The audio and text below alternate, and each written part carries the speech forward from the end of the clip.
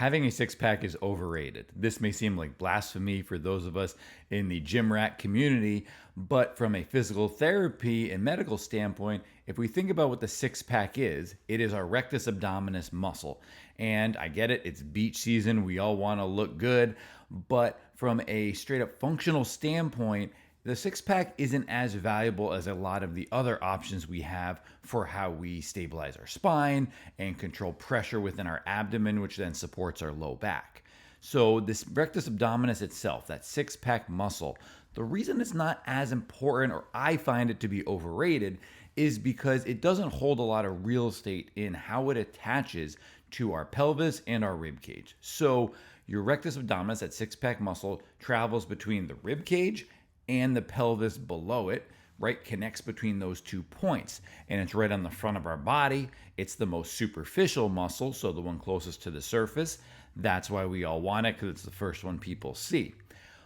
But because it's furthest away from our spine, it does the least amount to really support it of all our abdominal muscles. Also, its attachment point onto the pelvis is about that big.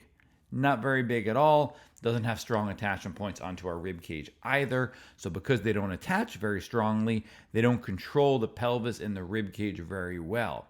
And if you've seen previous videos I've recorded, I talk a lot about the importance of how we stack our three balls of the snowman, the rib cage, and the pelvis. The three balls of the snowman, can we stack those three balls of that snowman one on top of the other, which puts our back in a good position to then be loaded when we're lifting weights, when we're playing a sport, etc.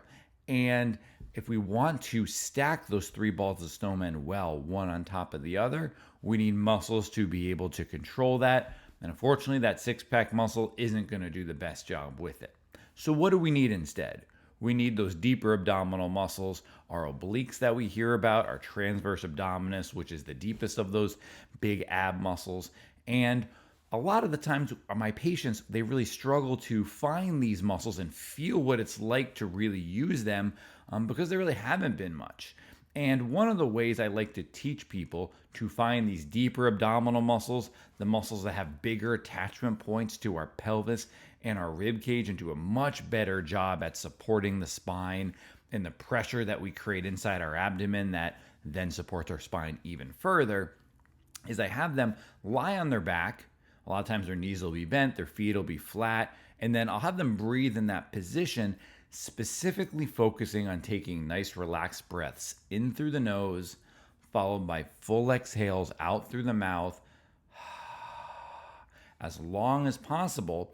And if you exhale as long as you possibly can, that should help you feel those ribs in the front come down and back and in, and that you'll find your abs that way. And then I say, hey, after you fully exhale, can you hold your breath there for about 5 seconds, then maintain a little bit of those abs as you breathe in, right? You shouldn't have to hold your breath to feel your abs the whole time. You should be able to breathe in, and breathe out while still feeling those. And now we know what that feels like. We know what it feels like to have those abs. So then can we bring that feeling into other drills? Maybe we have to start small because we're developing new habits here, and say when we're lying on our back, can we pick up one leg and then the other and still maintain that feeling? Can we move our arms overhead and still feel our abs? Great. From there, can we stand up? Can we replicate that feeling then when we do a squatting exercise or any other type of exercise that may be applicable to what you do maybe in the gym, or maybe have carryover to what you do in your sport or in life?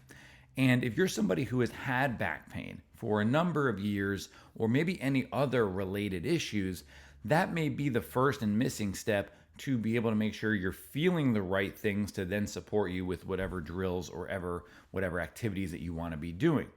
If you're looking for help with maybe back pain that you might be experiencing, or maybe looking for a more effective way to do your core training that actually has real carryover into what's important to you, contact us.